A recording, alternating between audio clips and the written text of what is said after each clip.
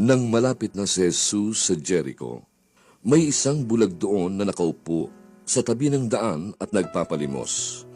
Nang marinig niya ang maraming taong nagdaraan, itinanong niya kung bakit at may nagsabi sa kanya, Sina Jesus na taga Nazaret ang dumaraan! kaya sumigaw siya. Jesus!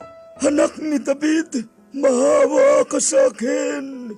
Pinagsabihan siya at pinatahimik ng mga nauuna, pero lalo naman niyang nilakasan ang sigaw. Anak ni David, maawa ka sa akin! Kaya tumigil si Jesus at ipinadala ang bulag sa kanya. At nang malapit na, ay itinanong.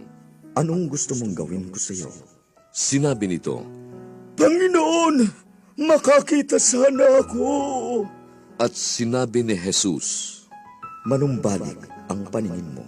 Iniligtas ka ng iyong pananalig. agad siyang nakakita at niluluwalhati ang Diyos na sumunod kay Jesus at nagpuri sa Diyos ang lahat ng nakakita rito. Magandang araw mga kapanalig. Tanong, 2020 ba ang vision mo? Ito ang karaniwang terminolohiyang ginagamit upang ilarawan ang perfect vision o yung malinaw at maayos kang nakakakita, nakakabasa sa loob ng 20 feet. May mga taong malabo ang mata, ang iba nawala ng paningin, ang iba wala na mula pagkasilang.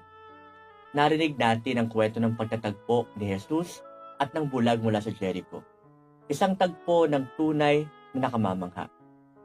May bigat na animoy kabalintunaan na nais iparating ang kwento.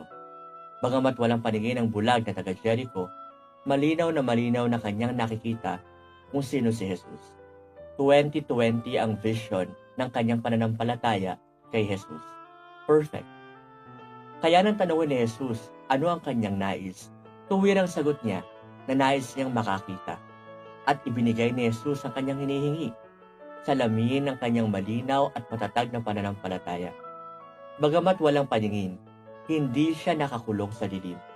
Maliwanag at nakikita ng mata ang kanyang pananampalataya. Tulad ng bulag ng Jericho, huwag sana tayong manatili sa dilim at kalabuan ng kasalanan at kawalang pananalig. Bagamat mayroon tayong mga kahinaan, lampasan natin ito sa tulong ng ating pananampalataya kay Jesus. Siya na anak ng Diyos. Siya na hari ng awa. Napakaraming pagsubok ang humamon sa atin sa taong 2020. Malikhain ang ating isip at marami ang nagsabi, hindi kaya isang paanyaya ang taong 2020 upang makita